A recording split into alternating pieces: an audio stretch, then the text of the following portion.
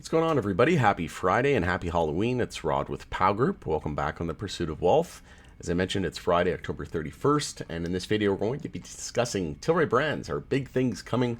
I don't have a whole lot of time. I do want to get a video out, though.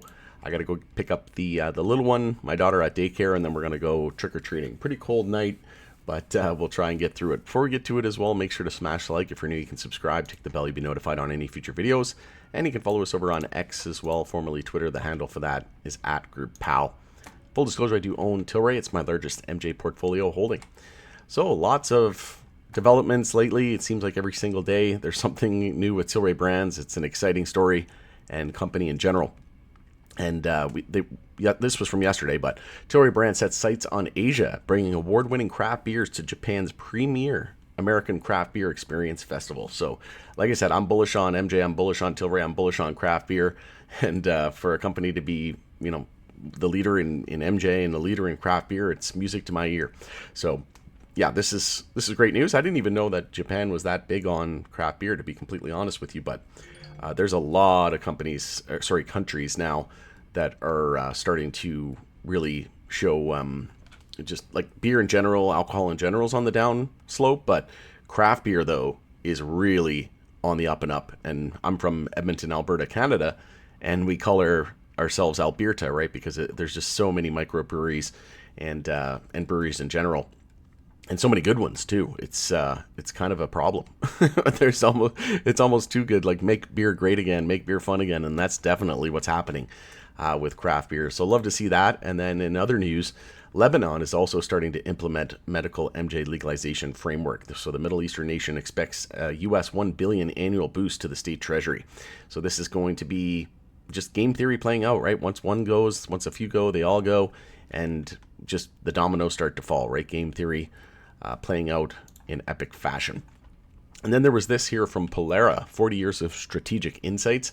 There was a report, Canadians support government assisting MJ industry through tax reduction, illicit market crackdown, and more. So we know that they're working on a potential excise stamp that would cut it down from like 13 different ones to one national, which would cut costs and just overall burdens, time, etc., and effort to do so. But I won't go through this entire article. You can read it on your own time. But this was from October 30th as well. Today, the MJ Council of Canada, C3, released an important public opinion study conducted on behalf of Polaris Strategic Insights. The survey reveals the Canadians support a range of policies that, if introduced, would help the industry thrive. These policies include reducing the hidden excise tax on licensed producers, cracking down on eradicating the illicit market, and helping the Canadian MJ industry continue to lead and grow globally. The survey results were presented earlier today by Polaris Craig Warden at the Council's MJ at the Crossroads Conference in Ottawa. And we just hit 7 years, right? We're going on a full decade, almost legal in Canada. It's time to step up and start supporting this industry. And if Tilray were to see this switch from a flat fee to a percentage fee excise tax model, they said that it could add about $150 million to their bottom line. Also, public acceptance is calculated by combining approval and ambivalence, as the ambivalence cohort effectively provides. Yeah, I won't go through all of that, but turning the public policy. Let me just see here.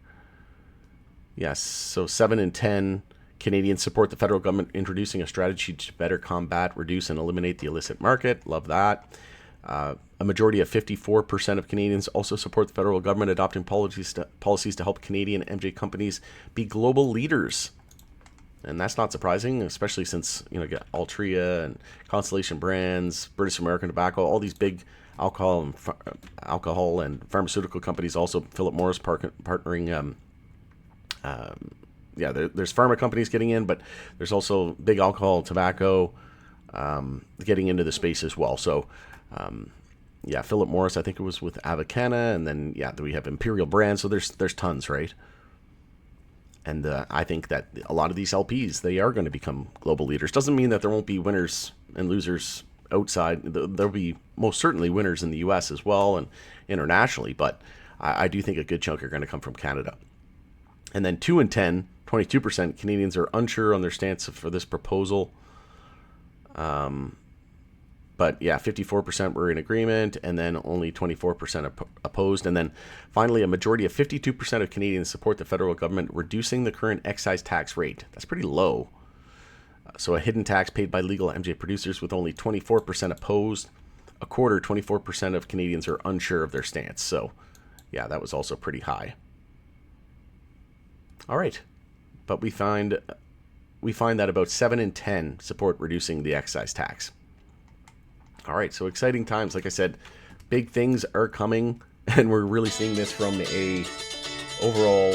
I got an Airbnb guest calling me, so daily inside bar. Not much to report today. Happy Halloween. Have a good one. We'll see you on the next video.